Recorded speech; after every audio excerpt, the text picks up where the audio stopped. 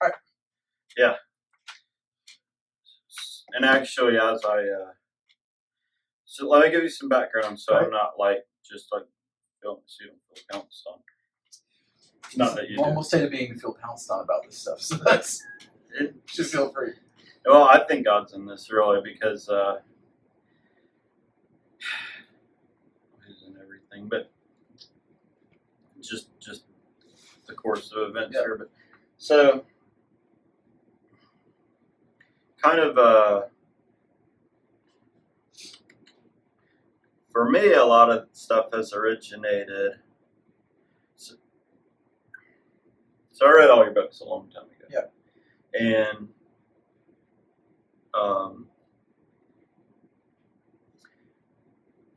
in processing everything, which was a lot to stomach. I mean, it was almost offensive. Mm-hmm. Because it's like, God, if you have this for people, why is it so much work to pursue it? Like why would, you know what I mean? Like, why would you hide your face almost, which he does do that stuff. But it's like, okay, I asked you to open this up to me. I didn't feel like you did. I pursued it.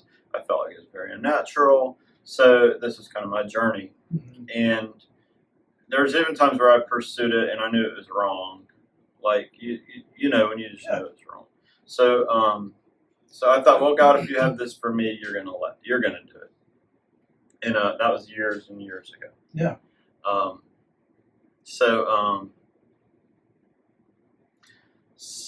So I just returned to it. Yeah. A little here, a little there, and ultimately, and I found myself saying this the other day as you came up when I was talking to Jason, who your wife and Joy go walking. Yeah. And Jason made some kind of connection on his own to say, that's your sister-in-law. And what do they do? What does Melissa do? What does Chris do? And so that just opened up this whole, and I was just like, okay, that was interesting. And actually on the way to his house, y'all passed me riding your bikes, you and Isabel. Oh, yeah. Yeah, so I was just like, huh, you know. So anyway, so I'm talking to Jason, and he opens up this conversation. And I was trying to tell him roughly that you were an author, and then he's like inquiring what kind of books, and naturally, right? Yeah, and so it just starts going from there. And so I try to like touch on the subject, and I just feel like I'm not connecting, you know. Yeah. So I told him that I had and I didn't tell you this, but I gave your books to Pastor Rob. Yeah.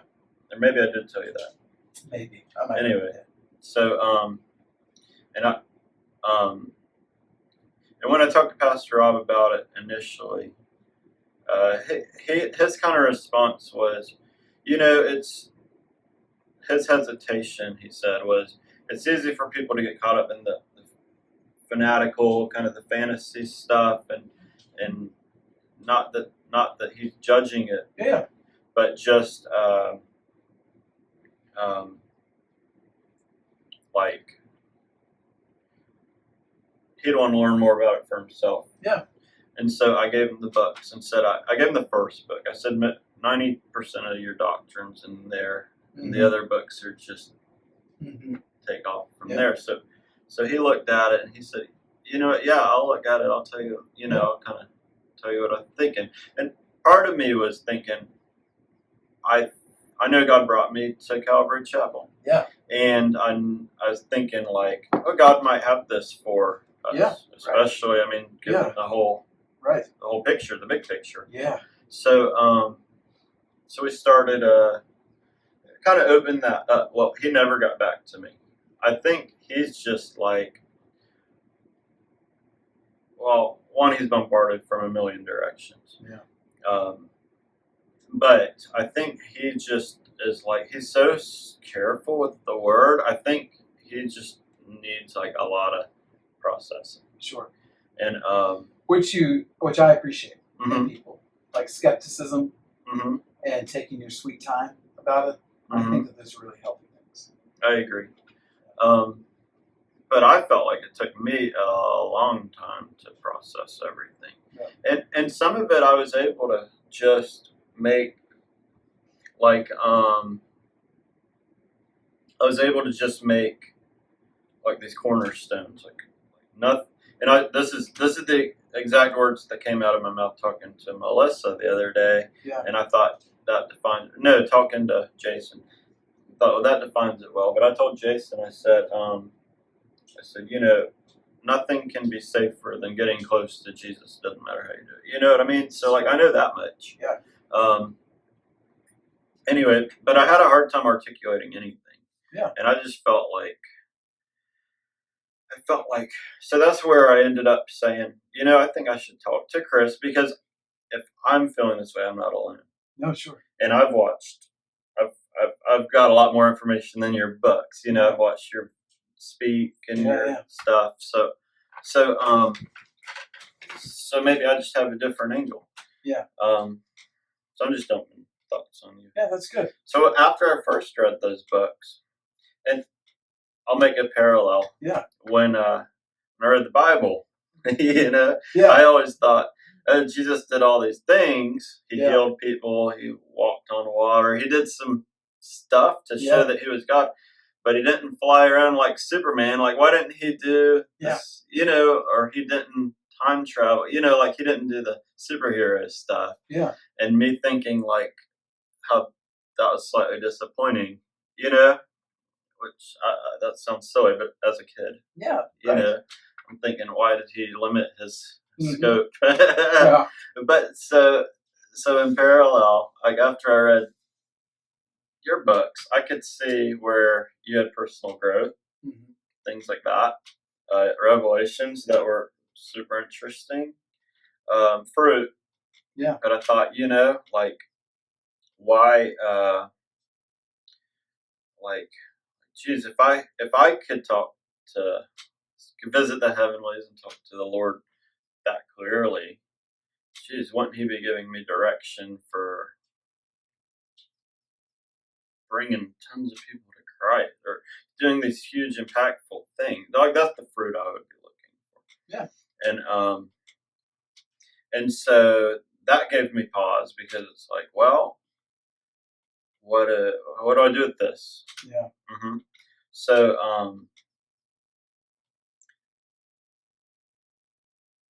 anyway, so that's kind of background. Yeah, it's good background. Yeah. So it's a lot. Yeah. Okay. There's a lot of subjects in the background there. Yeah. Well, I want you to know where I'm at mentally. Yeah. Talking to you.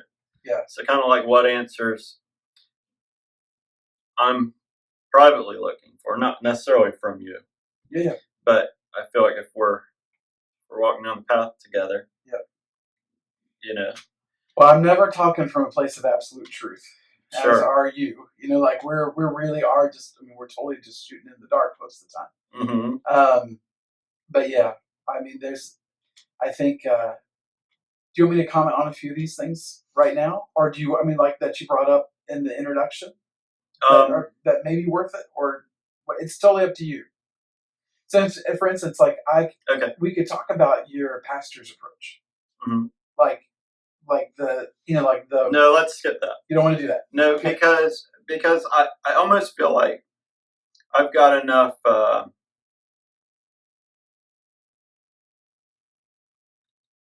think I've got enough of Pastor Rob's confidence that if I could help him mentally through some of the hurdles that took me a long time to get through. He's not uncomfortable, but he's not He's not saying let's start this next week. Right. You know what I mean? No, I do. Do you want me to tell you though how how I would talk to someone that's in that position? I've done it a number of times. Why don't you just open up, man? Just tell me whatever you want to tell me. So there's right off the bat. I mean, I don't do high pressure environments ever. Like I just don't like them. No. So I'm not a high pressure person. I don't like pressure. I don't like being pressured to do anything. I don't want to go wear a mask when I go to the grocery store, which Alaska County wants me to do. And it's not because it's not a good idea. maybe it's a good idea. I don't want to do it because they told me to do it. You know what I Yeah, mean? Like sure. it's just like no, I don't want to. You know, Uh-huh. if you just left it up to me, I would have done it anyway. You know, so I don't like pressure environments, and I tend to be like wherever you are is the right place. You know, like for where you are. If someone says, and a lot of pastors are in this position, and I don't envy them this at all. They feel responsible for the spiritual growth of the flock. Mm-hmm. I do not feel that at all. Sure. And that's why I don't do any pastoring. It's because it's not in my nature, like to Mm-hmm. feel like I'm responsible for what happens to you in your walk. Like I'm more of like a libertarian in the spirit, where I'm Mm-hmm. like the best government is self-government. You know, like it's like no, you are totally responsible for yourself. I can help and be a friend and walk along with you. I can share with you my journey, and then it's up to you how you apply that. Like I'm like really all the tools are in your hands. They're not in my hands. You know. Which I love. One of the I think the best treasures I got out of your book, Cosmic Shift, Yeah. talked about um, the church entering a new age, Yeah. where we are basically becoming this libertarian Yeah. group of people that can know God's voice Yeah. and For walk in the themselves. Spirit for ourselves. Yep. And I found this interesting because I pondered that and I thought, ooh, that could be true, but ooh, that could be dangerous. Of course. Okay, like the Bible has a lot to say about the church. Yeah. And I would not want to approach that without a lot of caution. Okay. For sure. But then I started to realize the church is ugly. Okay, it's an ugly mess. Yeah. But that took a long time. I found Jesus through the church. Yeah. You know, I think we all. Yeah. so I placed blindly. I placed a lot of faith in Yeah. teachings of the church that it took a long time for me For to sure. realize are misrepresenting God. Yeah. And causing me to not be this libertarian. Yeah. That governs themselves. Yeah. Yeah, like God It's was responsible for their own. Yeah, suddenly Yeah. Submission's not the word, because Yeah. submission's a good word. It's a great word. But It's discipleship. Yeah. Suddenly the church had their thumb on my life, literally. You work, you tithe, Yeah. you do all these things, and you be a cog in our gear. You know, a cog in our system. In the system, in the institution. And if you leave, you're you're shunned almost. This guy that wrote a book it was about education. It was called Weapons of Mass Instruction. And that was a sequel to a book called Dumbing Us Down, the hidden something of compulsory education, the hidden curriculum of compulsory education. Okay. Makes a great point in both of these books that whenever something becomes an institution, whatever its first reason for existence was, when they became an institution, is no longer their first purpose. Mm-hmm. Every institution's first purpose is to stay alive. Mm-hmm. So he said the post office, it says its goal is to deliver you the mail, but that's not its first goal. Its first goal is don't lose funding so that we can keep ourselves as an institution. Its secondary goal then is delivering you the mail. So anytime that there's something that becomes an institution, that goal that they had in mind that formed them now takes a second tier to the first goal, which is stay alive at all costs. Sure. Don't ever dissolve, you know? Mm-hmm. But anyway, about pastors and oftentimes the kind of the leaps that they have to go through about things like this. It's like, so, and I sat down with a youth minister actually right before Christmas last year. It's a similar story, like a former student that I taught last year had this minister, and he's like, I've been trying to talk to him about this, but I just don't have the words to do it. Would you sit down with him? And I did. And so he was a Baptist minister. Mm-hmm. So I've got my work cut out for me, right? And so I said, all right, here's what you got. You like right off the bat, we got a fork in the road. This fork is cessationism. Mm-hmm. That says pretty much the work of the Spirit is no longer necessary because we have the Scriptures. Mm-hmm. All right, so that's that road. The other road is Scriptures or not, the work of the Spirit's really important.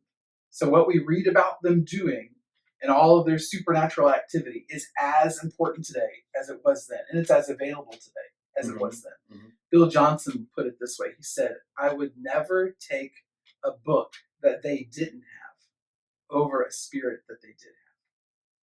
So in other words, he's making this point of, if you're going to force me at gunpoint, you can take your life with the Holy Spirit, or you can take the scriptures. Bill Johnson would have taken the life with the Holy Spirit.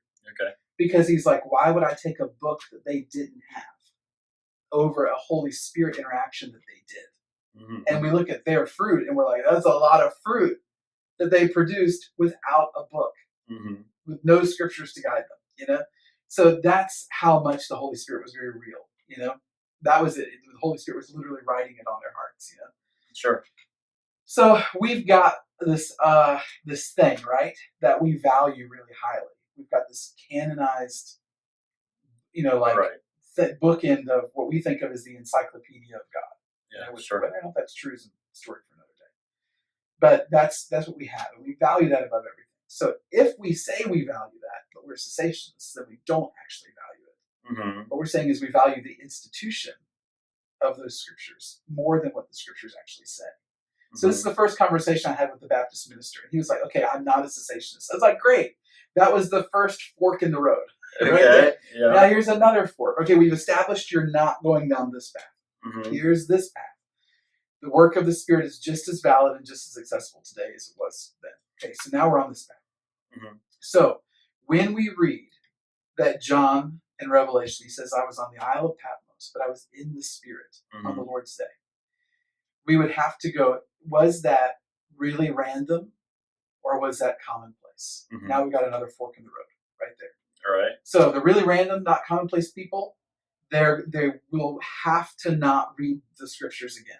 So notice that all forks in the road require you to not believe what the scriptures say. Cessationism, you have to agree, you have to value the canon, but not believe it. This fork in the road says, no, John's experience was just John. All right, so now we have to look at what Paul says to everybody when he goes, pray in the Spirit on all occasions. And kind of as quasi-charismatic people like myself that grew up in a Baptist church, I was always taught that meant pray in tongues. Mm-hmm. Pray in the Spirit was pray in tongues. Because we were non-charismatic people. Oh yeah, you're reinterpreting conditioned. the scriptures. For how to interpret it. Exactly. Which is what I've found with the church is, wow, like people hear tithing and they instantly apply it to giving. Right. There's a total difference between being a giver, which we are called to be, and being a legalistic. You following the must Old do Testament these principle of first fruits and this offering and these harvests and all that kind of stuff. And they're so parallel. Yeah. They're so parallel. And same thing. Yeah. Praying in the Spirit. You can pray in the Spirit in unknown language. It could be some crazy utterance, but it's your spirit doing the work. Right. So it's this phenomenon, right, where we interpreted it as former Baptists coming into the Holy Spirit as he's talking about praying in tongues. Well, Paul was never a closet charismatic, so he doesn't have to say it in code. So when Paul doesn't, when he wants to talk about doing something in tongues, he just flat out says it. He doesn't have to hide that. So when he says praying in the Spirit, he's not talking about praying in tongues. He's talking about doing what John was doing, which was when he said, hey, I was in prison. I knew where I was, but I was also in the Spirit on the Lord's day. And then I saw all this stuff that I need to report to you. So if we look at Stephen, his moment before death, it says he looks intently into heaven, which means on purpose. Right. And I've been arguing this since this happened to me, that no one would try this in the clutch moment of their life if they had not previously been practicing. Sure. You don't take the moment before the rocks hit you as the opportunity to go, you know what I've never done? I've never tried this praying in the Spirit thing. I'm about to die. Now's the time to do something totally untested.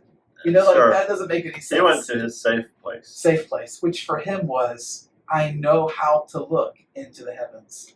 This is my clutch moment before I die. I'm going to do the thing that's most comfortable for me. Mm-hmm. So as hard as it is for us to believe, this was not, so again, our why in the road again, the fork in the road was John's special. Mm-hmm. The fork would go this way, John's special versus John's doing what they were all doing. John's doing what Paul said for everybody to do when he said, I pray that the eyes of your heart would be opened, would be illuminated, all that kind of stuff. Sure. Jesus said to Nicodemus in John 3, he said, no one, it's either enter or see, I can't remember. No one will either enter the kingdom of heaven or see the kingdom of heaven. No one's ever been. I can't remember how he said it. Yeah, he said, probably a word that means both. But he said, except the Son of Man who is in heaven. Uh-huh. So he was talking to Nicodemus in a room while acknowledging he was also somewhere else. That's weird. Mm-hmm. So he's saying to him, I'm talking to you, but I'm also watching everything the Father's doing as we're having this conversation. And I'm watching it from that place while I'm here with you. So it's a weird position for someone to be in that's in Christ, to realize you're aware of more than one, for science terms, call it dimensional realities. Okay. It's a given. Mm-hmm. The only question is whether or not you perceive it. Okay. And they all were perceiving it. So that's your fork in the road. John's special. John is not special. Mm-hmm. Then the last fork is, if John is not special, what in the heck happened? Why are we not all doing this? And then that was the question that you landed on at the end of your introduction of, it's not like God, yes, you hide yourself sometimes, but why would this take so long and why would this be so hard? Mm-hmm.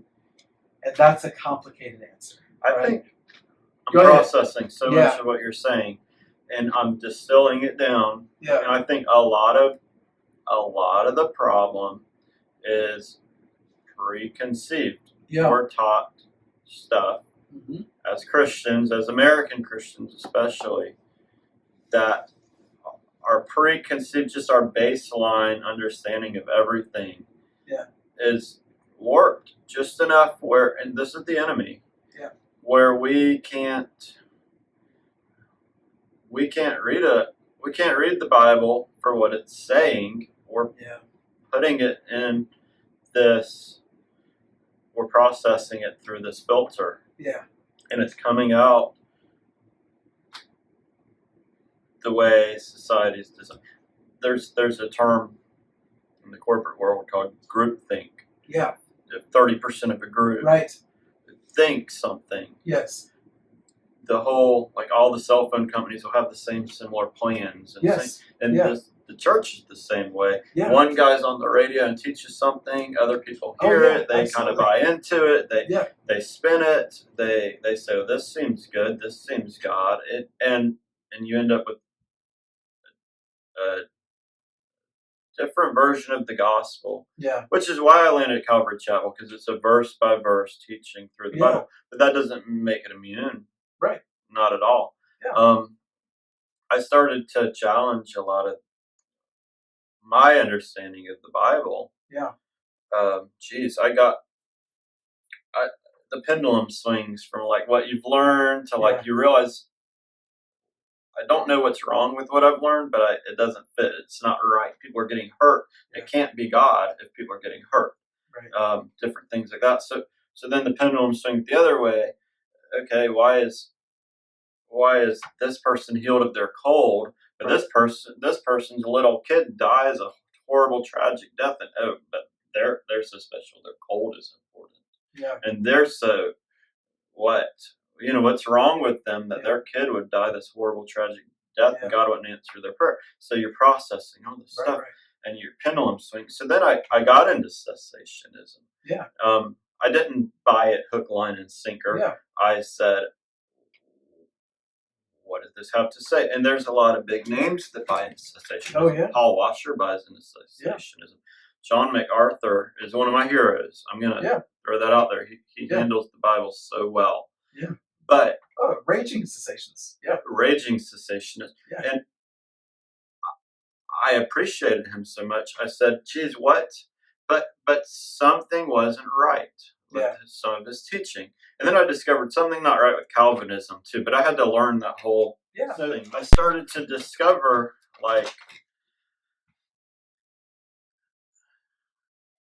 some verses that contradicted some of John MacArthur's teachings. Yeah. And I thought, well, how does he deal with this? Yeah. It's just this head-on conflict. And So I started reading through his commentaries on the Bible because he commentaries Yeah. through the whole Bible. What was it like 1 Corinthians 14 or something where Paul talks about praying in tongue. He skipped the whole chapter. I'm probably wrong with the reference, but I'm with you. no commentary. Yeah. I was like, dude, how disingenuous. Yeah. You know, like you're just gonna avoid it. Yeah. Like That's wow. exactly right. Yeah. Yeah, just dodge it. Yeah. He does have some commentary on it. Yeah. But it's very vague and very like we don't know how to process this. Yeah. So we avoid it. And I'm just like, wow, like what a Yeah. disappointment. You know, Yeah. what a disappointment. There's you read Cosmic Shift, so you know that there's these chapters in there where I talk about this narrow road of discovery. Mm-hmm. So there's this ditch on either side. Mm-hmm. The ditch on this side is that cessationist ditch where it's like you could have all the truth in the world, but you've played it so safe Mm-hmm. that nothing will ever happen. You know, maybe occasionally people will be convinced of the logic of the scriptures and the logic of the gospel. That's not wrong. Mm-hmm. A lot of people came to the gospel logically. I did. So there's nothing wrong with that.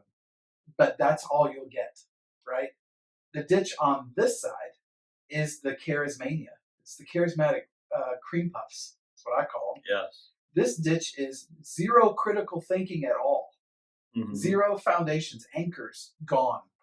This is if I'm in a meeting and I feel like barking like a dog for 3 hours because that's how the spirit moves me, or shaking or flying around, I don't know, cartwheeling across the stage, whatever.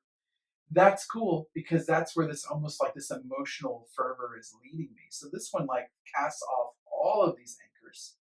And then this is probably the road to deception in some ways. Well, this narrow road between them, I would call the road of discovery, Mm-hmm. which can't be boxed into either.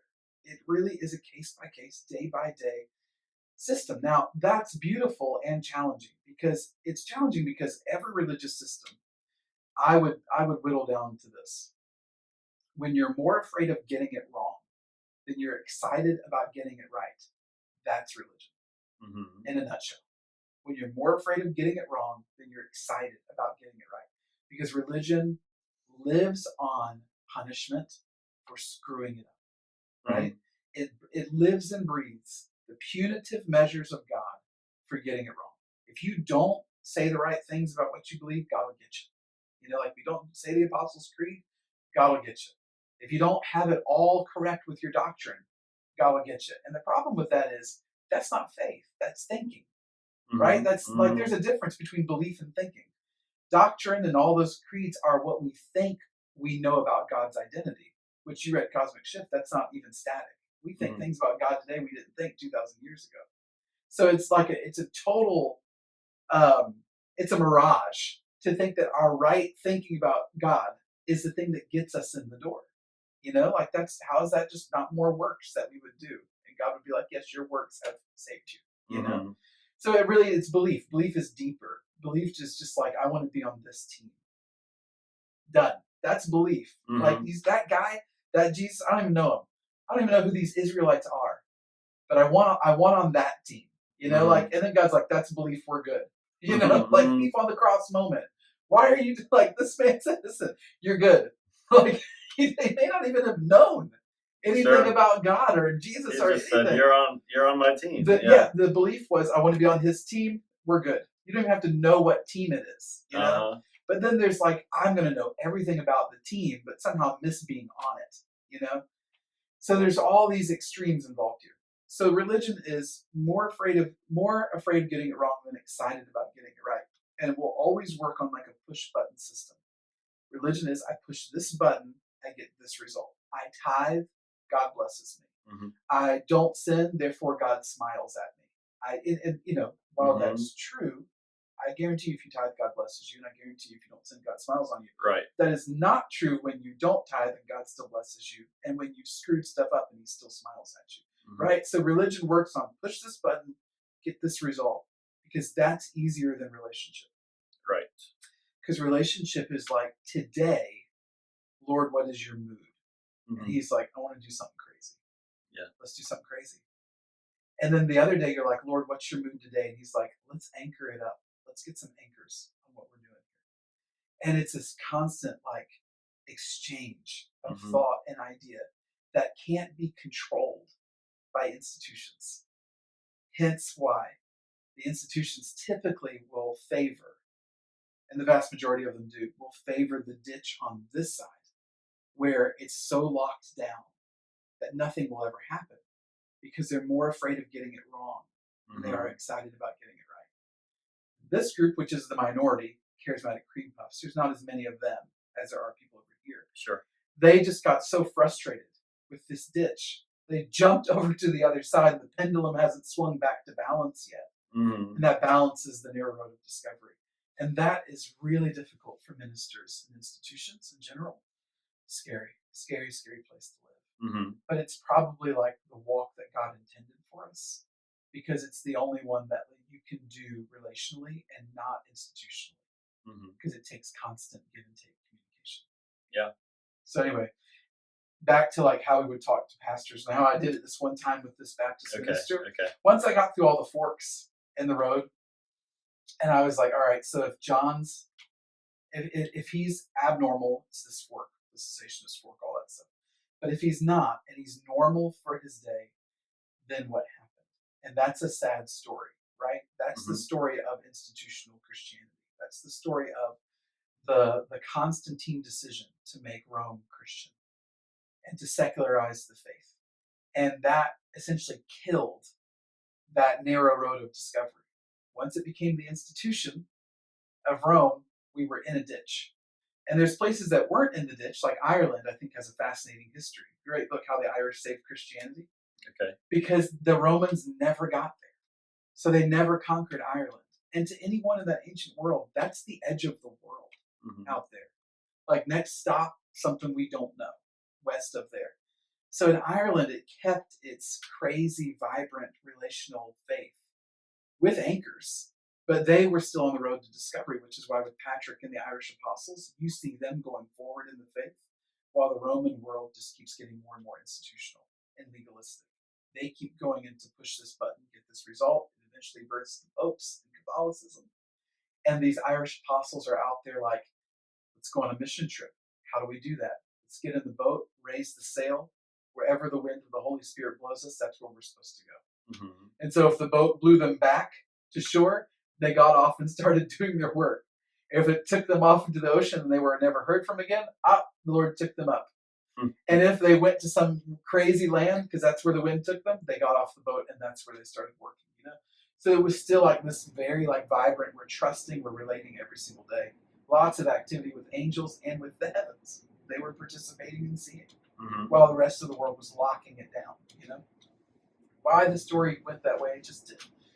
So like when we get to the place now where it's like, all right, so you can see it historically that even up until 1,000 years ago, we have really good examples of people still walking and that kind of I'm here, but I'm also there kind of faith.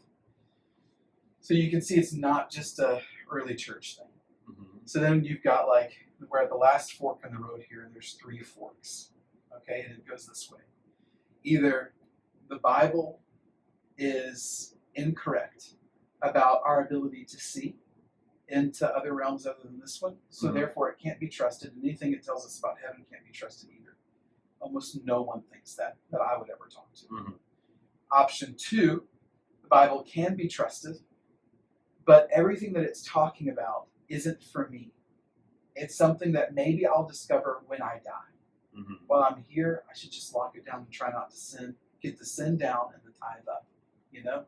And that's life as a Christian. Behavioral Christianity. Just Right. try to live right, act right, don't drink, don't smoke, don't go out with girls that do. You know, like that's it. The moral gospel. So it says everything it says is true, but I can't experience it until I die. So it's then promises and it's their promises, but it's Right. not now. Option 3, everything that it says about heaven, seeing in the spirit, how common it was, all that is true. And it is something that God intended for all of us to experience today. Mhm. And that's option 3. This is the point where I'm like, you cannot hear a conversation like what we're having and not pick one of those. Mhm. You have to. Like, you're going to walk away picking one. Now, Okay. no one's picking one, really. realistically in conversation like this. Yeah, a lot of it's fear. But they're gonna pick 2 or 3 for sure. Mm-hmm. And then that's on them. And I'm like, I'm out. Let's no pressure, right? Like this is totally up to you. But you have to walk away knowing you did pick. You know, it can only be those options. There's nothing else in there that you could go with, and really be honest with yourself. Like those are logical. If A is true and B is true, then C is also true. Mm-hmm. You know, deductive reasoning, right? Yeah, I love the logic. Yeah. Can I dial this? Yes. Dial this in. Yeah. Okay. So, I'm gonna fine tune Yeah. this frequency Right. really tight. Okay. Yeah. So I feel like the conversation's evolving into almost a conversation like, how do I know that I'm hearing God's voice? Like you can't really put your finger on it, but as people know, you know, like and this was another what would I say? Another hesitancy for me is God was, especially when I read your books, Yeah. I'd gotten right with the Lord. God was so incredibly active in my life. I could hear His voice so clearly. Yeah. There was miracles and fruit, and I mean, it was just like. And then I wanted to pursue that, and I couldn't dial it in. Yeah. And I couldn't be confident. Yeah. Where I was at, and so I just thought, you know, God, if you're not gonna,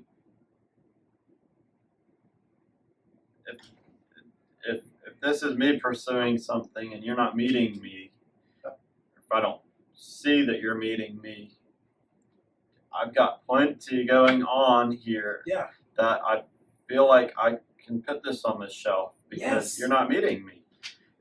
And that's the case in point what we just talked about. In my understanding. Right, but that was you in a relationship. Sure.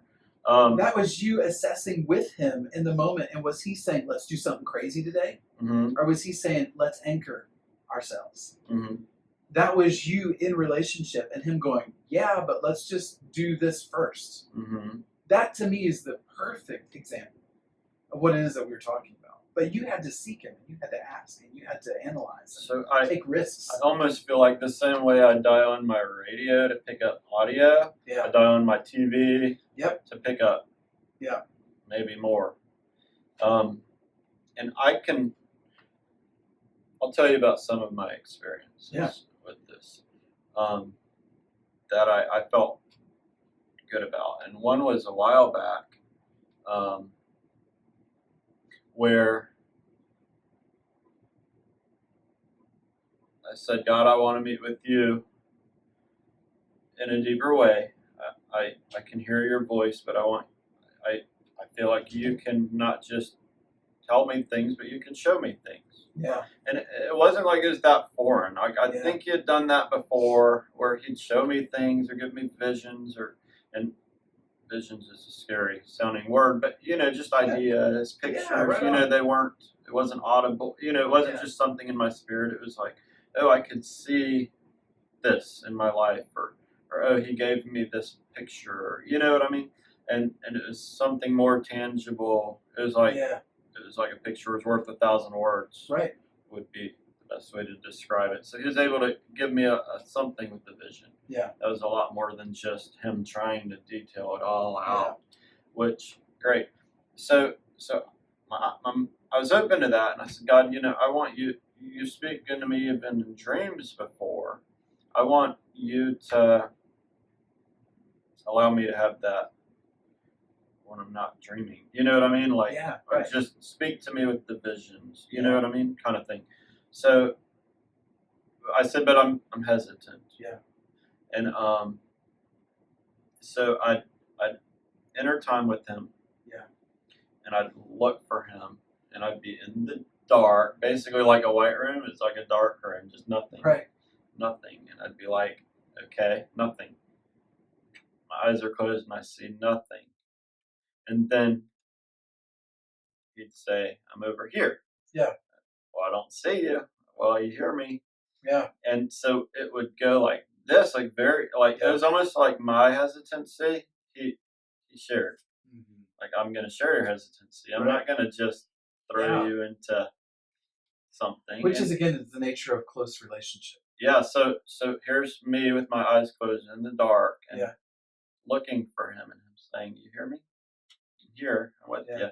And finally, I got to a place where I said, "Okay, I trust you, and I feel like I'm safe with you. Yeah, this feels safe." So I stopped, and he said, "Open up your word. That's your anchor, right?" And I opened it up, and I read, "Whether in the body or out of the body, I do not know." I was literally reading earlier that day, and I stopped. Yeah. And the very next verse, I picked up where I left off, and I was just like, okay. So then I said, okay, I feel more safe. I'm gonna go back. Yeah. So anyway, so I'm up late, and then my wife rolls over and she's like, "Why are you awake?" I'm like, "Okay, go to bed. What are you doing on your phone?" "I'm reading the Bible." But whatever. Yeah. So these are like building blocks. Yeah, right. Where suddenly it's like I'm feeling safe, I'm feeling confident, but I still have no way to communicate this with other people. And it really came to a head the other day talking to a friend about. He's asking me about this subject. I'm not bringing it up, and I'm thinking, gosh, I think I know how to dial in. Yep. And but then here I'm trying to describe something that's so intangible for me. Yeah. It's so intangible. Right. How do I tell someone else how to dial in to hear God's voice that if you don't know it for yourself kind of thing? Yeah. So then I started thinking, so in your book, you talk about your first experience and how Jesus said you can come back whenever you want. That seemed tangible.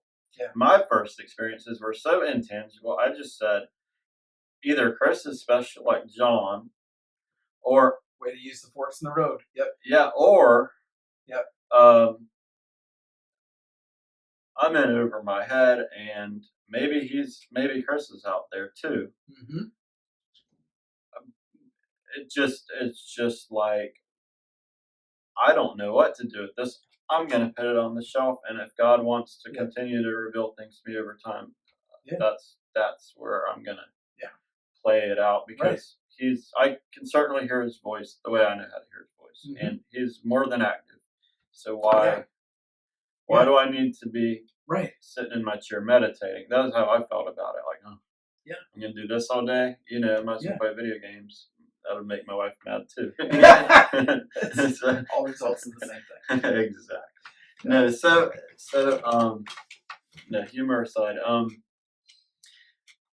You want me to comment on that stuff? Yes. Yeah. Okay.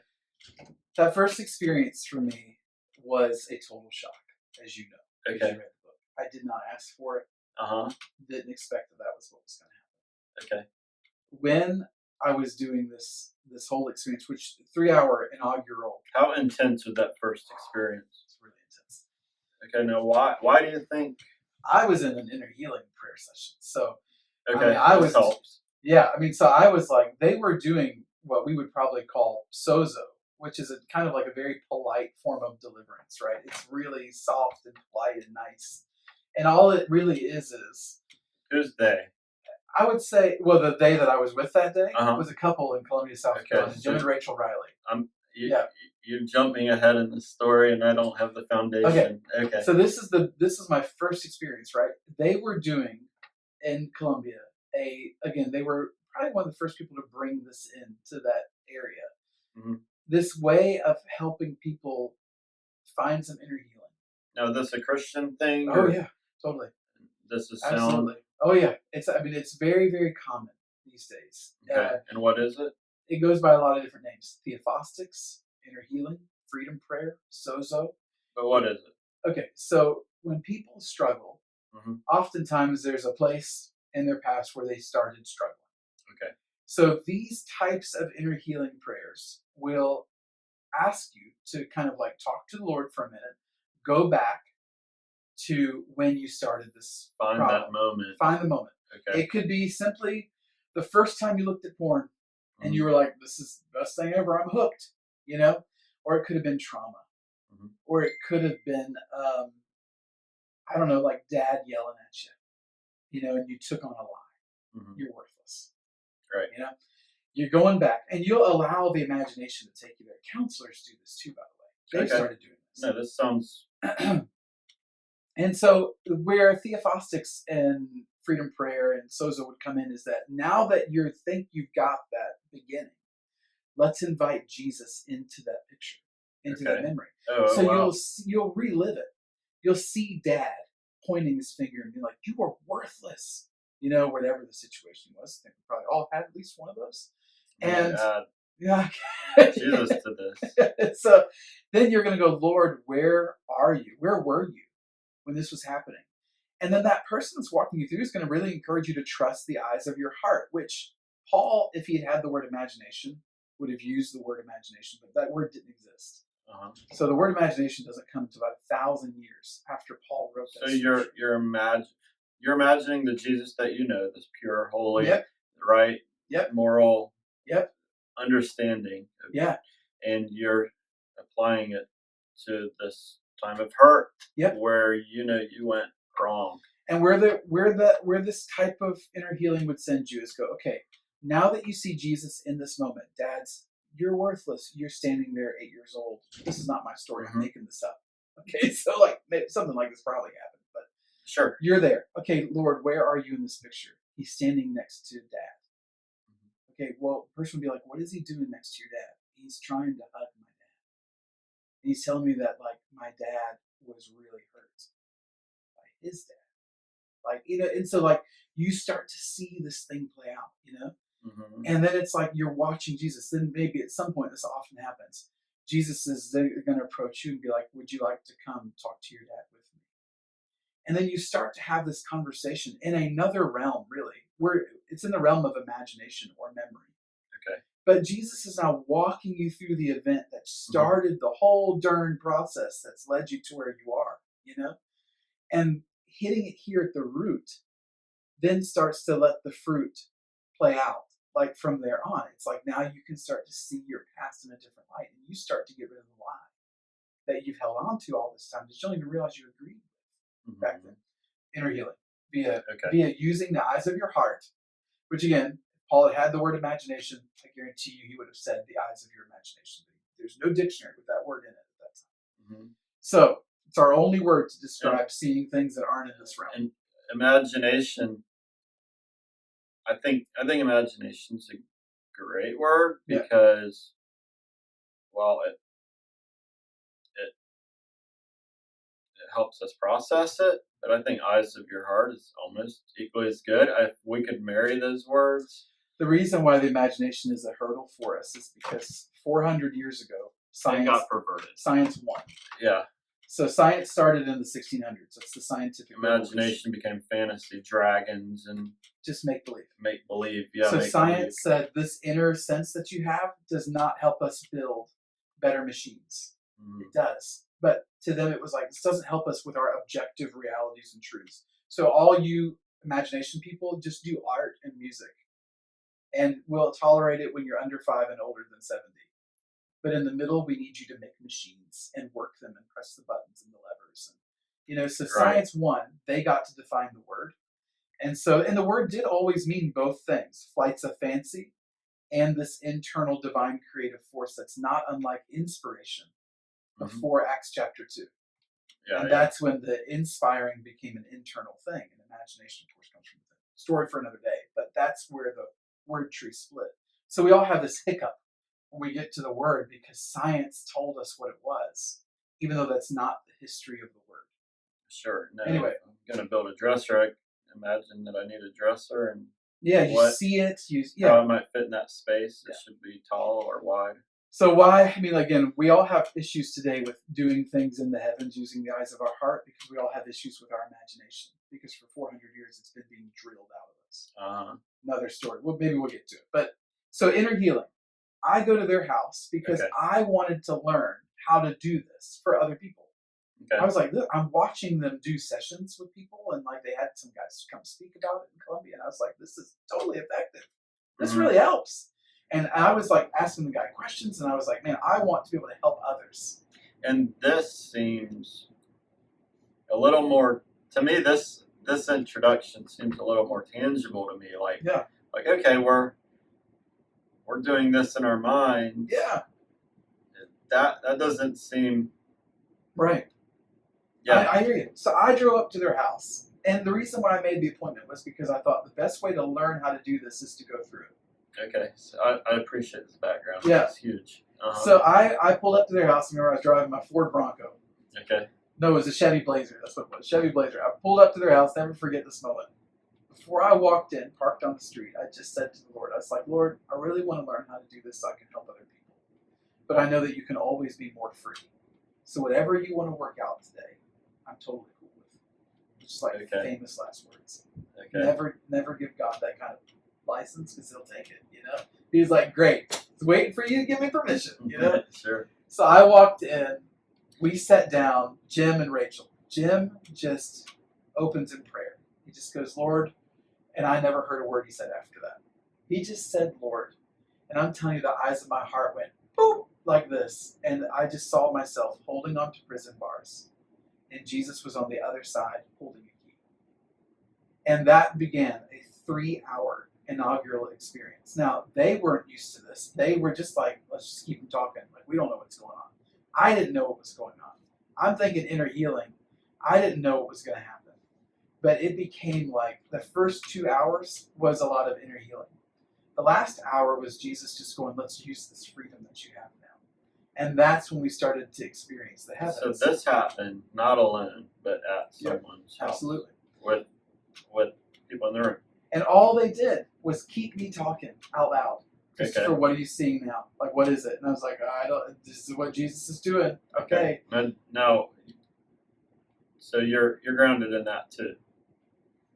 So when we sort of ended the inner healing time, and you've read this in my books, right? This is the moment where Jesus brings me to this table. Mm-hmm. I'm on one end, he's on the other, and there's all these saints on either side. Five, 4 on this side, 5 on this side, you know? Mm-hmm. And we, they all had something to say to me. That's the first moment in this inaugural experience that I realized I was having a conversation in real time with real people. This wasn't a vision. I don't think I could imagine what multiple people would answer or say. Yeah, so it was visions and dreams tend to be metaphors, right? Like dreams are symbols. Like you dream in symbols. Yeah, I love dream interpretation. Because and you interpret it because, well, in my dream I had lunch with the president. Well, you're probably not going to have lunch with the president. It probably wasn't a literal thing. But the president's representing something. You're representing something. There you go. Mm-hmm. I had a dream where my dad and I were fighting in a house in a dream. Well, your father and you probably need to work something out. You know, like it's, you see what I'm saying? It's not your dad. It's probably your heavenly father. So yeah. All that to say, you dream in symbols and you typically have visions in metaphors, which is one step away from symbol, right? Mm-hmm. But this was the first moment where I was like, David sitting right here is not a symbol or a metaphor for something else. He was not a symbol for like worship or kingship. That was David. Mm-hmm. Because he looked at me and talked to me in real time. And then Moses talked to me. And then Elijah. And Elisha. Jesus with this grin on his face. That was like, you had no idea. This was one of his moments where he was like, let's do something crazy today. This was not an anchor moment. Okay. This was you walked into this, pal. I'm so excited, Then it was Isaiah and Ezekiel and Matthew and Paul and John. Mm-hmm. And this is probably what broke me. I was like, they're real. These are real guys. I'm talking to them. Wherever they are is where I am right now. Mm-hmm. This is what John experienced. He saw people too. He spoke to elders and had a 2-way conversation with them. These elders around the throne. Mm-hmm. 2-way. It was give and take. Okay. He sees he saw them. I'm seeing them. He knew he was on Patmos. I knew I was sitting in their lazy boy in their living room. But he also knew he was present somewhere else. And I, for the first time, realized I was present somewhere else. Okay. And then the Lord walks me, we approach the Father on his throne after that. Long story short, this is 3 hours we're condensing. And that's when God opens the door into this lush green garden and says, Christopher, you can come here and walk and talk with me as often as you like. Mm-hmm. Now, for me, Derrick, this was the greatest revolution of my entire life, and I had seen some pretty cool stuff up till here. Because all I really wanted this whole time of pursuing the Lord was closeness. It's all I really ever wanted. Mm-hmm. I loved the revival. I loved seeing people get healed. I enjoyed my own personal charismatic renewal when I was in college. But all I ever really wanted was closeness. I didn't like separation between me and God. And prayer is like a word that, 2,000 years of biblical history passed before someone even says the word prayer. Mm-hmm. It's not like Adam prayed, like he's just in the garden with the Lord. Now I was in the garden again with the Lord.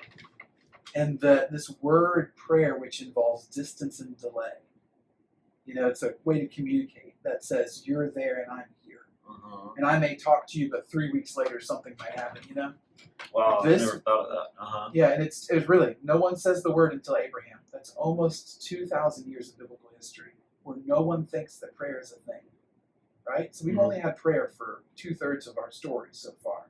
First third didn't need it. They were still pretty close. Sure. So to that gate to the garden, we've gone further and further away. Mm-hmm. I felt like the distance and the delay were gone. I thought, and I'm telling you, that day I made this decision. I'm never praying again. Why would I? Mm-hmm. Why would I go into my closet and go like this and pray through gritted teeth in my 30 minutes of quiet time, whatever it is, and hope that I'm on the same channel that he's on? Yeah, like you're talking to a wall. When what I could do is close these eyes, open these eyes, and these aren't just eyes. These are also smells and sounds and touches and tastes. Mm-hmm. It's all of your internal senses. And simply be where Christ is currently enthroned. Because he ascended, he took his bones with him when he went, so he went somewhere real. It wasn't fantasy land, because he didn't drop his physical stuff out when he left. He took it with him. Mm-hmm. So it must be a real space, and it must be touchable and smellable, and tastable, and all those things. And so why don't I just go? And I did, and the very next day, because he said, as often as I wanted to come, I could. Day 2, had no idea how to do it. I was like, what do I even do? So I went to my office that I kept at the time, and I said, I don't know what to do, so I sat on the floor. And I closed my eyes, and I was like, I don't know, Lord, you said as often as I wanted to come, I could. And I find myself right at the doorway to that lush green garden that the Father said, you can come here and walk and talk. It's like we picked it up exactly where we left it off that previous 3-hour day. Okay. Walked into the garden the next day and have been doing it ever since, and of course the discovery and the exploration has come as a result of that. But I was just like, I love my wife, but I would not want to love my wife through distance and delay. Like, I wouldn't want to love her without seeing her. I wouldn't want, I would. I'm not saying I wouldn't. Right. But if someone gave me the option and said, you can be blind, deaf, mute, and have no sense of touch, but be married to your wife, or you can see and hear and smell and taste and touch and do all those things and be married to your wife, which one would you prefer? Sure. I would be like, the one where I get to see her face. Yeah. And have a touch sensation and listen to the sound of her voice. Like, that's a no-brainer. No one would take the other, right? Yeah, I can picture, like, you live in the house with her together, or she lives in the house next door and y'all yell. You yell, exactly. You still love her, but or that weird the tin can phone, with the string, like doing that. You're having a good day. Yeah, what do you hear? Like wah wah wah wah wah. It's that kind of a picture. And so I spent the months after that finding out all the ways to make this hard. So I had probably like a 3-4 week just honeymoon period. It's the easiest thing I'd ever done. Mm-hmm. Every day, just close these eyes and bam, I was there. But I didn't know how it was happening. And then slowly but surely, all of my religious tendencies came in. And I started making it hard. And it bogged down for months. But I was so hooked, right? I was so hooked. To me, this was the parable of the guy that finds the treasure in the field and then he buys the whole field, right? I bought the whole field. And so I was like, I'm not letting this go. And he said, as often as I want to come, I can. Now, most of it was because I would make it hard because I was convinced, I convinced myself that my access to the heavens depended on how good I was. And so I remember one day visiting family in Myrtle Beach. I went away to write. I was writing my first book at the time. And I spent 3 hours of like a 4 hour writing time in prayer trying to get there. And and like maybe glimpsed things in the spirit for like 4 or 5 minutes. I was like, okay, that counts. Like it's still his promise was still true. As often as I wanted to come, I could. And it took me months to realize he's not making this hard. I'm making this hard. Mm-hmm. Which is why I've told everybody in teaching this stuff, the mechanism to experience life in the heavens is the easiest thing you will ever do. The discipline to do it in a world that will constantly tell you don't do it, that's the hard part. You'll always feel like a salmon swimming against the current. But the mechanism to see the heavens, easiest thing you'll ever do in your life. Discipline yourself to do it every day with all of the things that would tell you not to, all the culture that wants you to look at a screen instead of looking more dimensions instead of less. Okay, so that's the hard stuff. So this makes me think maybe I just project some of this on you, which would be wrong, but so is it an effort like right now, are you grounded in your chair, and if you want to visit the heavens it's an effort, or is it right now there's a falcon on my shoulder and you're wanting to flop it off? You know what I mean? Like where is there a line? Is it distinct? Is it blurry? It's I would say it's exactly what you want it to be. Okay. There's so much of your will that I think God is ready to ignite. Okay. Okay. So, like in this very moment right here, I could tell you where I am in the heavens because I was already visiting there this morning. I know exactly what I'm doing right now there. Okay. Even while I'm sitting here. And because of a decade of practice, right? A decade of discipline, I could open the eyes of my heart and be there right now, or I could be in conversation with you, or we could overlap the two things, and see both at the same time. Just because of an effect of a decade of discipline, right? That's all that is. Okay.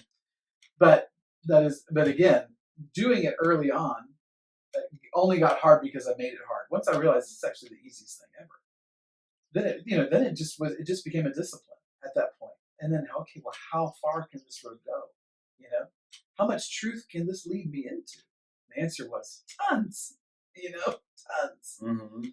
So that's go ahead. I don't know. Comment on that. Maybe there's more questions there or thoughts or something. I don't know.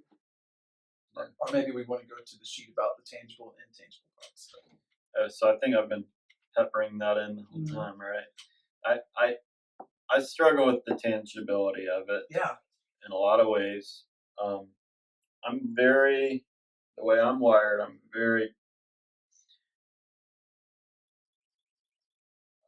everything has to be productive for me.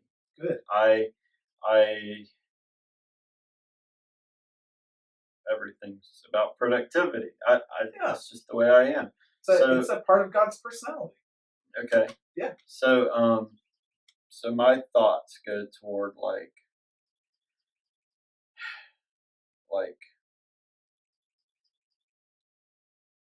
I can appreciate. It's almost like if I listen to an artist talk about writing music, I can appreciate that they write music. So I can appreciate where you're coming from in that sense. But to me, it's like, well, how is this productive? This is what's going on in my head the whole time. Well, how is this productive? How is this productive? Yeah. Or how can we make this productive? Yeah. Because I'm so oriented that way. And maybe that's from me, just my but I wouldn't write that off. I mean, I think that's a really valid part of God's personality. So the first thing we would ask then is, why do you do the things that you do today? Like, how is your interaction with God today productive? And what would you say? Okay. So, like, you, given who you are, right? You do what you do with God today because it produces for you. Right. Okay. I do. You do. I'm- This is not a judgment. I'm saying that's a good thing. Okay, so I'm hearing it as a judgment. You Like, should. how I'm is not- when you spend time with God, how is that productive? No. That's what I'm hearing, but No, that's no. not what you're saying. I'm saying it must be. I literally Yeah. go to God saying, God, make me more productive Yeah. daily. Right. And I'm frustrated because I feel like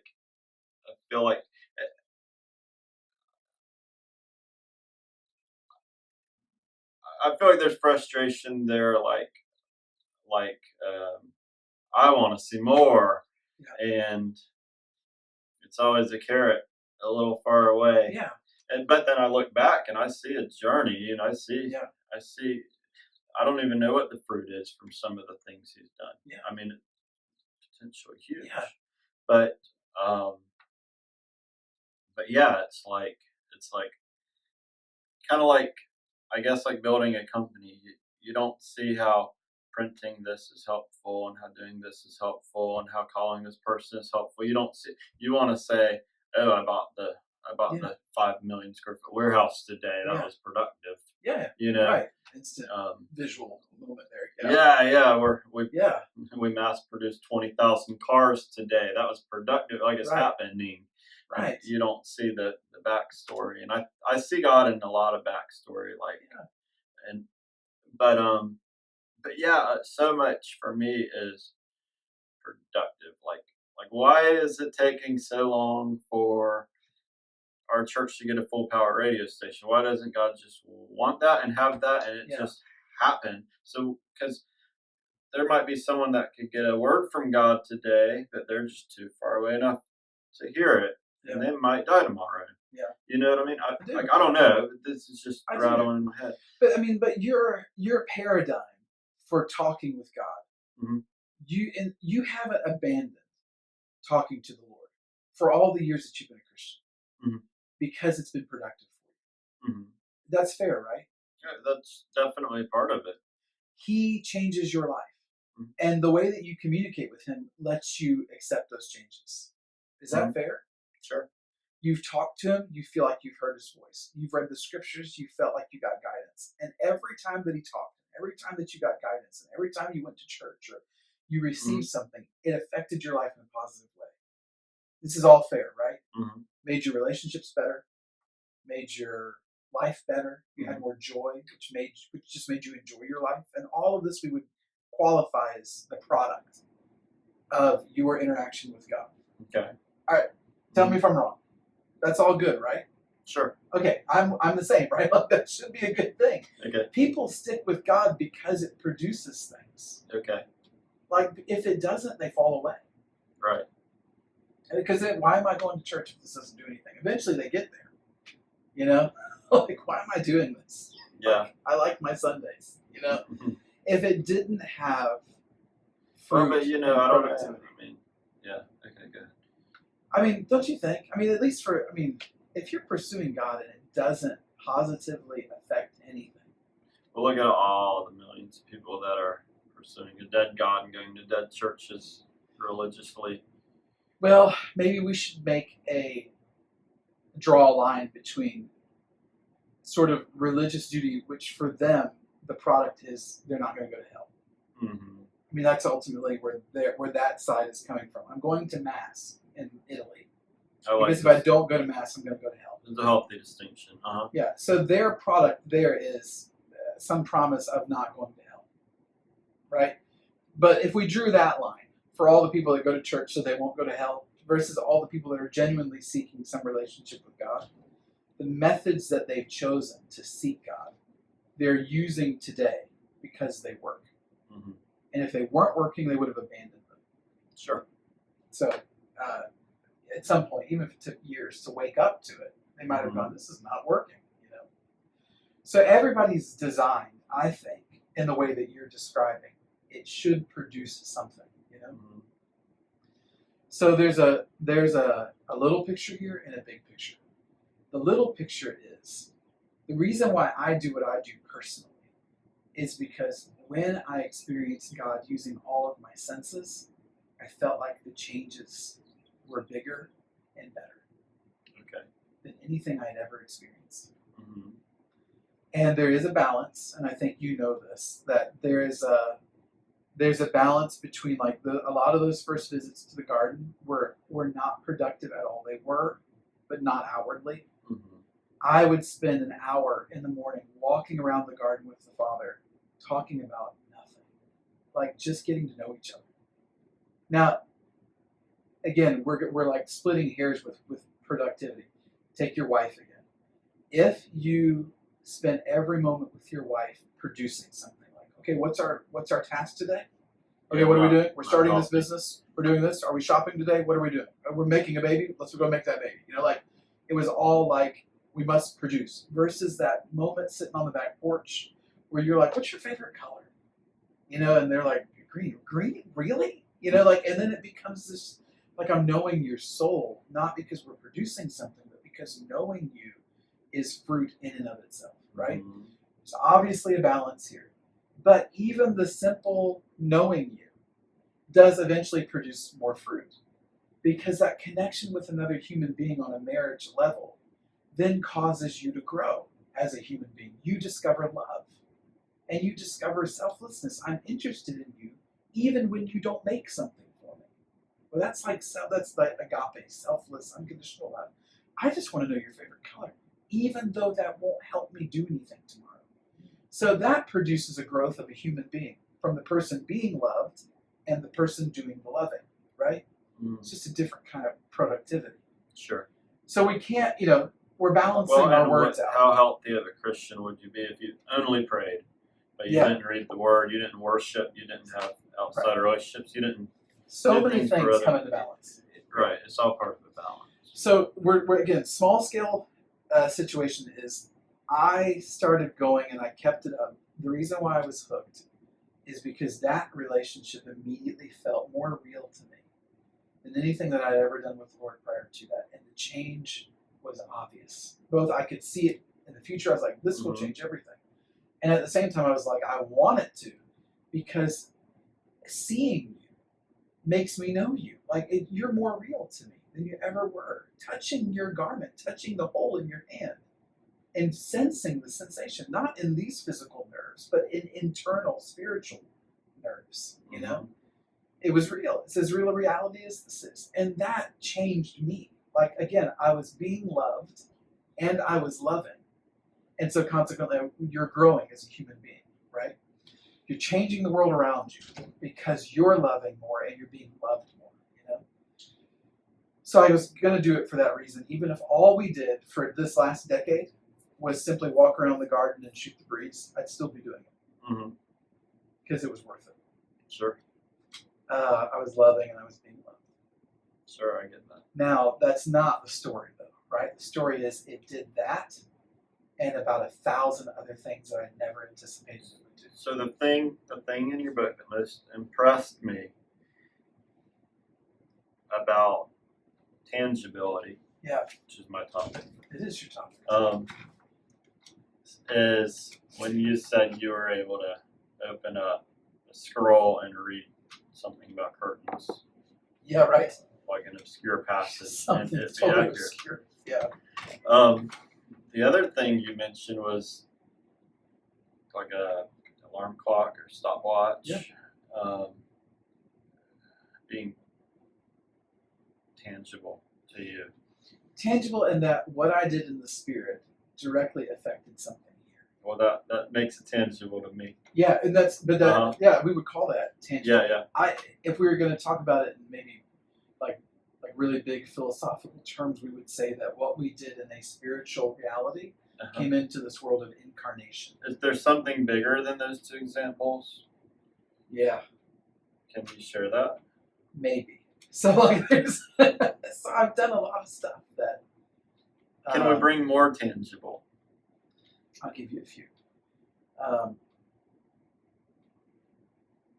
So there are moments, and the reason why these are good stories is because when they were happening, never thought in a million years I would see how that would translate into this. But I did it anyway. Okay. Because again, I bought the whole field, right? So I had no problem experiencing things in heaven. And I have no idea how this will ever produce fruit in my life, but at this point I'm so sold that I'm going to do it anyway. I mean, I don't want to. I want to hear what you have to say. I'm picturing like how like our words are seeds. Like I'll literally say something and call it into action. Yeah. And see it happen. Yeah. Like it with the radio station. I said we need to do these. Put our services live on the radio. Not those words. Yeah. And I watched it. Yeah. Come tangibly out of the spirit. Yeah. Into Absolutely. reality. Yeah. And a lot of that kind of stuff. That stuff I can grasp. Okay, I get that, and I suspect there's a lot of that you're not going to share. Or that you don't need to share. But I'm looking for more of the alarm clock. I read the Bible. So big things like that. Yeah, that's what I. Yeah. So here's one that actually involved me, but I didn't do it. It's just a funny story. But last December, I did a conference in Atlanta with a pastor there, African pastor from Ghana, who found me in heaven before he ever found me here. You know the story. Yes. And that's a fun story, if only because I didn't believe him. A decade of doing this, and I was like, I don't know, you know? But I remember the first conversation on the phone, he told me like half the story. He said, like, I was in the heavens, he said, and Jesus said to me, you need to go find Christopher Carter. He said, so I Googled your name, and I found that you'd written books about what I'm experiencing. And I remember at the end of that conversation, he said, I know you more than you think I do. Like, that's what I remember him telling me that. I was like, all right. So we went. I did this conference. It was a fun time. We had lunch together, Pastor Grant and myself. And he tells me the whole story. He says, so I was in the heavens. This is how it really happened. He said, I was walking in the garden with Jesus, and someone came and interrupted us to ask Jesus a question. And Jesus stopped talking to me to answer this person's question. Okay. And then he went back and started talking to me, and he was like, who is that just interrupted our conversation? That's weird. And Jesus goes, that was Christopher Carter. You need to go find him. And he goes, all right. And so he said, when I Googled you, I knew you were going to be dead. He's like, I had no grid that someone that I saw there was alive like me. So I thought I would see Christopher Carter lived 17 something, died 18 something. Like, I Google you and you're alive. He's like, that's when I started to pick up the phone, because I had no notion that you would actually be like me doing this. Over our lunch conversation, he starts to describe things that he saw about me there in my immortal resurrected form that I have never told a soul. And he saw. Okay. So he did meet me first there. Wow. And he did know me more than I thought he did, because he knew me as an immortal human being, someone that had already walked through resurrection, and he found me there first. Okay. Crazy story. I was like listening to him describe me, and I was like, no, like I don't talk about that to anybody. You know, it's no recording. That's nothing I ever talked about. Nuts. Anyway, I had an experience years ago where I was in my home in heaven, and Jesus came to me and goes, I need to send you into a battle. So I want you to gather around you the angels that you know well, that would be good in the fight.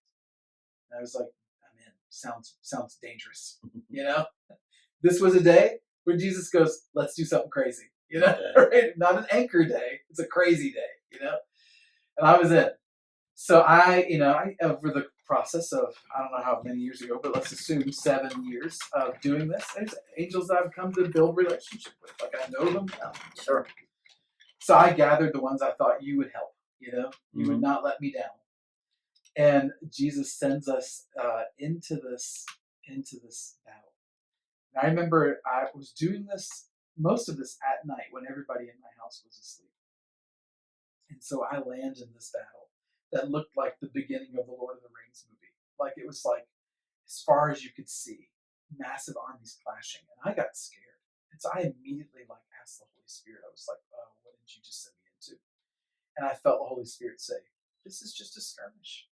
And I was like, well, if this is the skirmish, what does the war look like? Like, this is crazy, you know? So eventually someone from the good guys finds this group of people that are like, what are we doing here, you know? And I'm seeing all of this with the eyes of the imagination, right?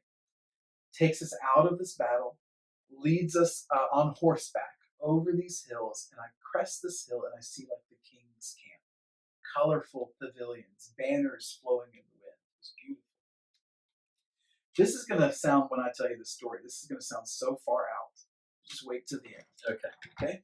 I'm loving it.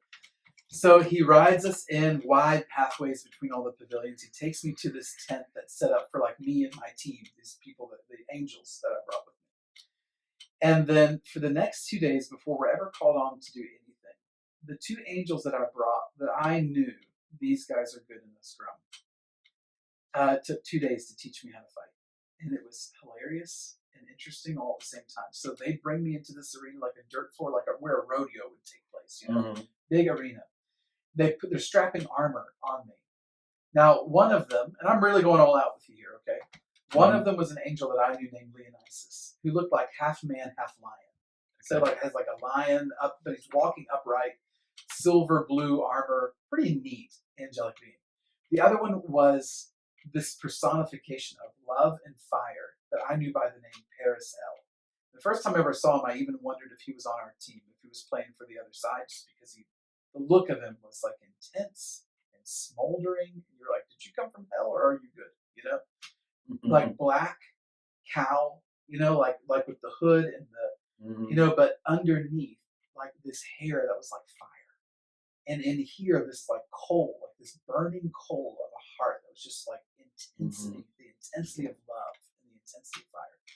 I was like, okay, you're good, Now, these 2 guys I knew were pretty indestructible, and so they bring me into this arena, and I kid you not, slap me around for 2 days. Like I mean, it was worthless trying to work with the 2 of them. Like they just beat the crap out of me for 2 days. I mean, I got slapped around that whole arena until I learned how to move differently than I think I move here. It was really strange. Just like I had to learn to read there, I had to learn to move. And so the only weapon they ever gave me to fight with was a mace, like glorified baseball bat, really. Okay. No skill at all. Just swing away. That's pretty much all you're going to do, 2 days of learning how to fight those 2 guys, mostly just getting the crap beat out of me. The 3rd day, we get called into this tent, into this meeting. There's 30, 40 people in there, all humans. I'm not seeing any angels. Big map in the center of the room. The guy leading the meeting is one of the Irish apostles, St. Brendan the Navigator. Now, I know who he is from reading it. I was like, why in the world am I meeting this person? And I realized all these people in here are from different times. Like, we're all from different walks of life. It was really weird. He's got this big map of this battle that I was thrown into, right at the very beginning. I see where the skirmish took place. I can see the king's camp over here, over these hills. I see a mountain range here. And then I see this ring of fire right here, where like the enemy's camp is. And there's like almost like these power stations around it. Big ring, like a flame. Okay. And something is like half conjured up in this ring of flame, like this goat horn giant, hundreds of feet tall like creature that they're conjuring up out of this ring, the enemy's camp is. And Brendan the Navigator is just like leading this meeting. Is like, okay, what's everybody think? People are offering. I'm the new guy. I'm like, don't say anything. Just try not to look dumb. That's all I'm trying to go for here. Kept my mouth shut. And the more I'm looking at the map, the more I'm like, this reminds me of something. This looks like the Alps. That ring of fire really looks like the particle accelerator called the Large Hadron Collider in CERN, which is right on the border of Switzerland and France. Right. This looks like that, And it's probably got a purpose, not unlike what I was seeing here. Everybody in this room is like, no one's like, we should stop them from conjuring up the giant beast-like creature. Everyone was like, screw it, let them do it. Like everyone's like, why would we stop them? Let them conjure it up, then we'll deal with it, But the agreement was everyone around the room was like, let's just ruin their morale. Let's just mess with them. Let's just make it more hard than it would have to be and just lower their morale a little bit. And eventually I did comment. I was like, okay, now listen, I'm aware you're from like 500 AD, the Dark Ages of Ireland, St. Brendan the Navigator. I don't know who the rest of you are. Here's me, circa 2017 America. This is what this looks like to me, So I mean, we contributed, I right? was just looking for the Higgs bison. Right. Okay. So Brendan the Navigator plans this raid on one of those little power stations around that ring for that night. It's a night raid. It felt like they were special forces. It was awesome. So he's like, everybody, you're gonna get geared up. We're going tonight. So everybody in my house is asleep. I'm going that night. No one else is there. So strap the armor on. Everybody's on horseback. We ride to that tower, and it's like you kicked a hornet's nest. I mean, just dark things like start flying out from everywhere. I've got my glorified baseball bat, the mace. I'm just loving every minute of it. I'm going to be honest, it was exhilarating. Like it felt like the Y chromosome, the man chromosome, would come to life. And I was like, this is what I was created for. And so I'm just waylaying things, and it's like, there's no plan of battle. It's like the fog of war. Okay. Eventually, I find myself squared off on this giant spider-like thing where every end is in something sharp, and it's like multiple legs, like probably more than 8, and it's just like everything ends in something sharp. And I mean, like, it was crazy. Arms and sharp things are going everywhere. I'm dodging around. I've got my mace. I'm like trying to fight it. I know I'm taking some hits because I can feel it. At one point, I've like scurried under it, then I've climbed up on its back. I raised that mace in the air, and I could feel it like gathering power, like static electricity. And I cracked it down on the back of that thing, and it went, I and the mace went all the way through its body to the ground underneath. In my natural home, I smelled ozone, like there was an electrical fire. So much that I stopped what I was doing in the spirit and started hunting around in the kitchen for if the toaster had caught on fire. That ozone smell? Mm-hmm. It was so strange. Went back in the living room and I was like, how much you want to bet the barrier between the two worlds is wafer thin right now? Like the smells are coming through even here. Like not a spiritual sense, in my nostrils. We fought. Brendan the Navigator was so cavalier. We were riding back to the camp. He's laughing the whole way back. Like just, ah, ah, ah. And I was like, you're so cavalier, I'm freaked out, We get back. The angels that are there start taking the armor off of me.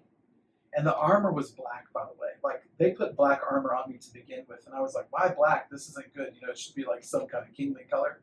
But I would look in it, and it was dark like the firmament. I could see the stars and the nebula and the galaxies, which I was like, this suits me perfectly. So I remember this picture. On this arm, there was this, like where that thing I'd squared off with had scored the armor so deep that it had cut right through it to me. So the angels took that plate off, and there was this gash in my arm. Now, everything that you know about heaven would tell you that's not, this breaks all the rules, right? Okay.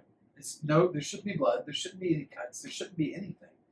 Because most of our views of heaven come from Gnosticism and religion, right, which will create a clinically sterile environment where nothing can ever happen.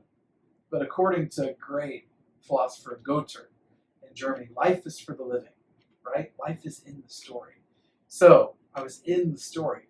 I watched the blood come out of that cut, and it wasn't red, which was crazy to me. It looked like molten silver. Mm-hmm. And I just watched it seal up, even as I looked at it. And I was like, I would do this again in a heartbeat. I would take 1,000 of those cuts. Like, this is okay.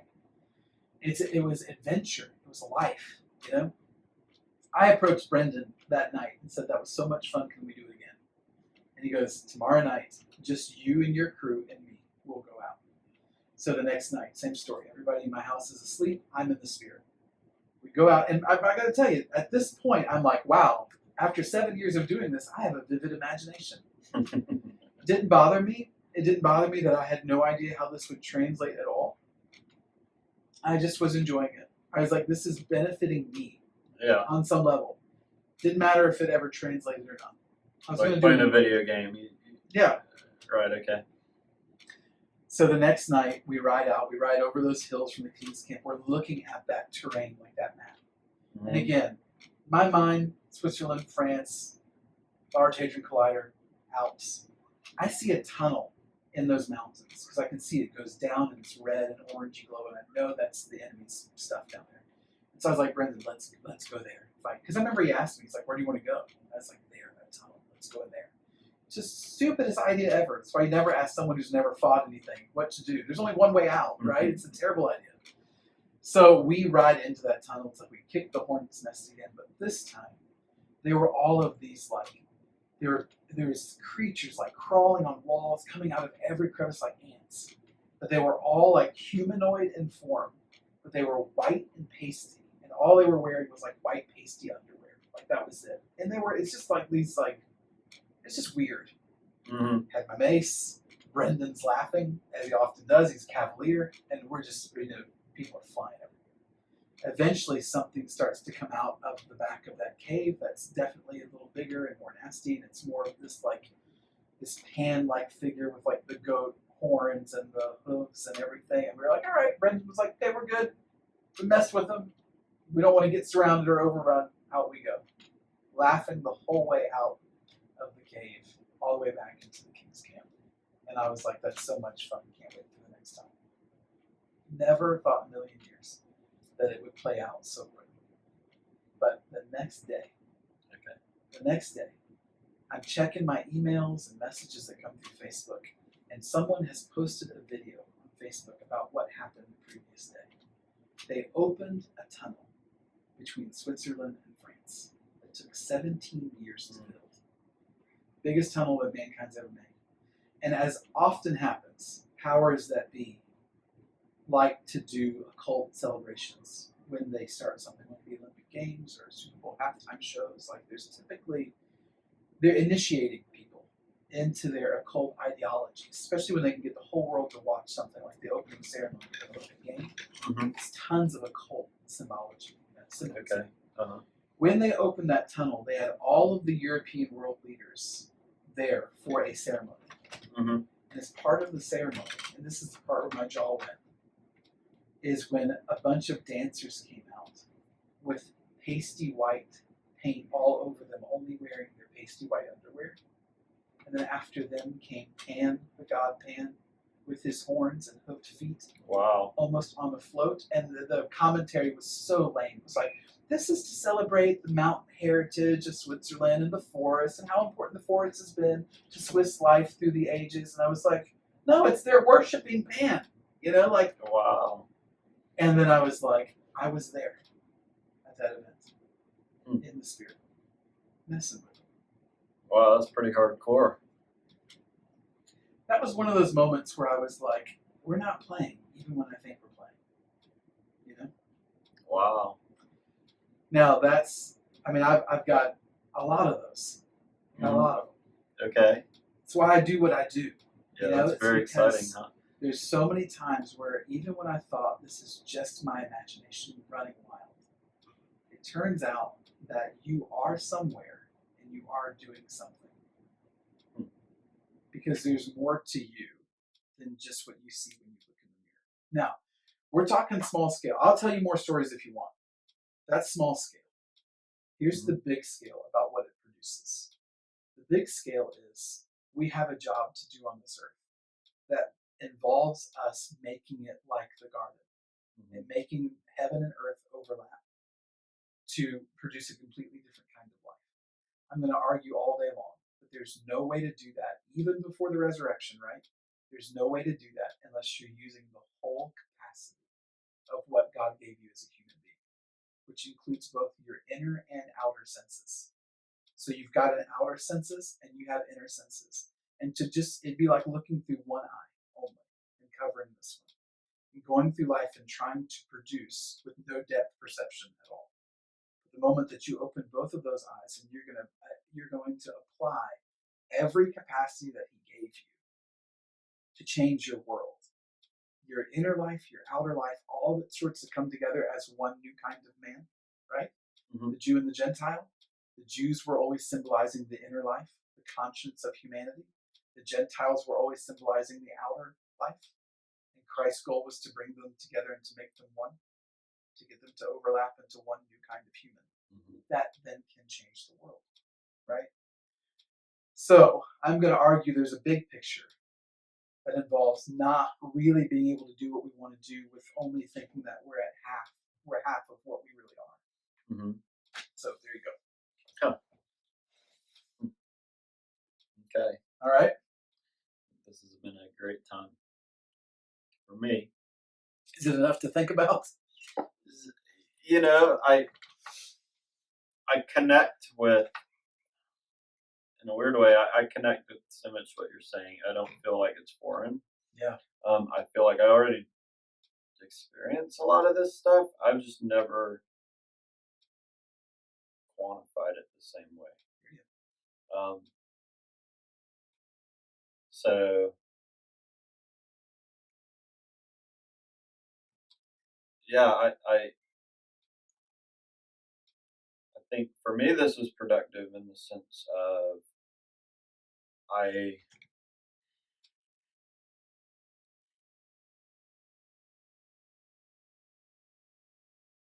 I feel it gave me this a lot more tangible. Good. Hmm. Yeah. That's what I was Yeah. looking for. I still don't know how in the world I would make that tangible for someone else. It's impossible. I mean, it's Uh-huh. an impossible task. I mean, Uh, essentially, what you're doing whenever you're talking to someone about this is you're appealing to the same inner sense that you have when you're hearing it. You're appealing to something that they can't put their finger on, but they already know, hmm. which is I'm working at half capacity. Yeah. You know. Yeah, And because I get frustrated. yeah, Even this morning, I'm playing with my son. I'm holding my baby. yeah, That's happy, yeah, and I'm sitting there frustrated, thinking like I could be doing more. yeah, You know, yeah, that constant feeling of yeah, just this is what life is. yeah, Not that it's bad, yeah, but it's just that emptiness. yeah. I don't. I think. I think where you're at is exactly what that emptiness is. Mhm. Which is, I mean, emptiness isn't the best word, but yeah, Yeah, this longing for, like, God, did you create for me to sit on this couch and try to keep this baby from waking up while my son runs around bored? Not he wasn't bored, but yeah. I know runs what you mean. around, Yeah, and this is not absolutely, productive. absolutely. I mean, that was the one story about the CERN and all that and the tunnel and everything. It's just fun because it was so drawn out, and I was so convinced I was just making it up. Okay, But then it turns out to be real, you know. I'm so glad you shared that with me because Yeah, it does bring the two together. but that I mean, like, again, like that's one story. I could tell you healing stories. Hmm. I could tell you evangelism stories. Hmm. I could tell you stories about what I've done at the school Hmm. this last year about how I always do it first in the spirit and then it plays out in my Okay, classroom. so let me ask you some questions about Yeah, healing. This is a huge topic. yeah, yeah. Um, so healing is like a huge mystery to me. It's to everybody. Right. If anybody says they understand it, they're No. So this is where. So lying. this is my. Yeah, So what I've distilled healing down to is healing is something that God uses to bring Himself glory, and but it's something most people pursue for selfish reasons. yeah, Um, and geez, it's one of those real fine lines yeah, of like that olive thing. You remember that yeah, recently, where that looked on the outside a lot different than probably looked spiritually, yeah, and just everyone trying to wrap their head around why, what and trying to make God fit into our box, yeah, which is how I see it. yeah. Um, so, like, what are your impressions on like why does God move in some circumstances and not in others? Got nothing. Yeah. Yeah, I got nothing. I have no idea. I think there's like this. I mean, we that question about healing is also a question about why don't the good corrective things happen all the time that would Right. correct human life and put us back into that garden state? Why does that not happen all the time? You know, Mhm. like why can't I just go, because it's current events, right? Why can't I just go to the Alachua County Commissioners and tell them, you guys are being ridiculous? Mm-hmm. Like, you're believing something. Like, why can't I tell people that they're not critically thinking? Mm-hmm. You know, that they're impulsive, they're acting out of emotions or out of egotism or whatever the case may be. You know, like you're like everybody that I met in church that fought during a deacon's meeting. You're exactly the same as them. You know, you want power, it's your identity. You're always going to be the person that makes things harder than they should be. You know, all of that. Why can't people get it? Mm-hmm. You know, at the same time, why doesn't everybody get healed? You know, Mm-hmm. I have no idea. I do think, though, that there's like this notion of timing and plan, right? Timing and procedure. That we're in this journey for a reason, and they're in their journey for a reason, and they're learning something on the inside, even if they're not aware of it. Like they're making some comparisons. They're coming to some place that God wants them to come to, even if I don't understand it.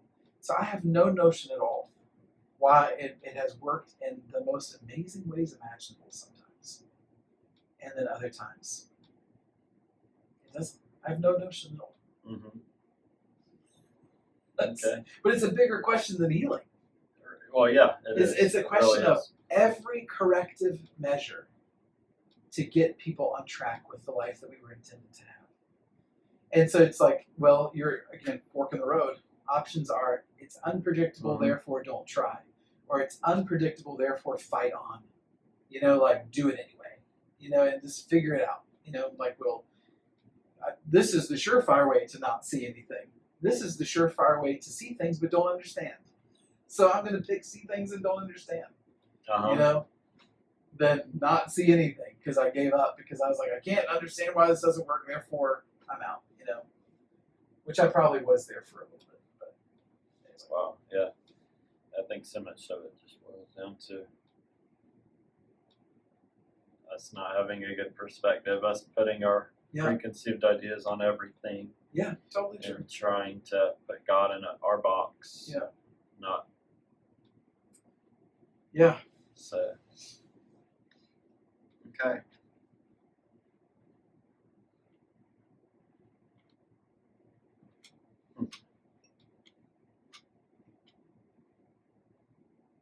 Thanks. I'm gonna turn off. Yeah, go. Feel free. Get on my phone.